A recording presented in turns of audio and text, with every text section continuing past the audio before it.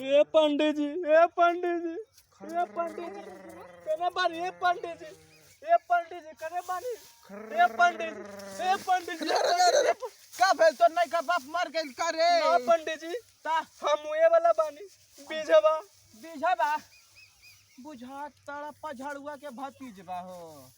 ना ना हमार चाचा के नाम बटोरन दास है। बटोरन दास कि खदेड़न दास? ना ना बटोरन दास बा। बटोरन दास तब आए जब बैठा जब बैठा। हाँ तब बटोरन दास के भतीजबा। हाँ हाँ पंडित जी।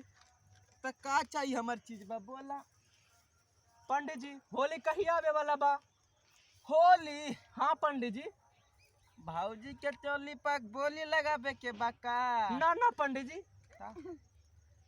का बा होली में? होली में भौजी पियले छूट देवेला ना। का पियले छूट देवेले? हाँ हाँ पंडित जी। एक पतीला हमारो चाहिए। ना ना पंडित जी, ना ना बताई एक पतीला हमरो देबे ता।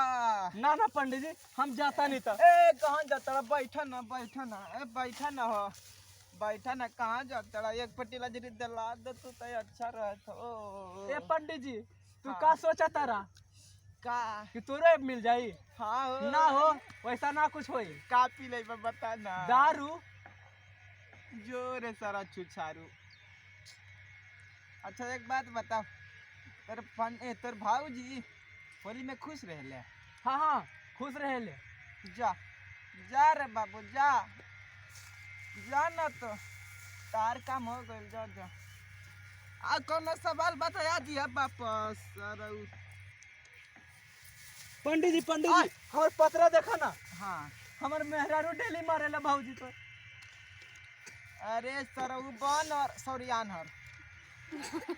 जब ते अपना मेहरारू के छोड़ के का कहेला ओकरा? का कहेला? मौगा।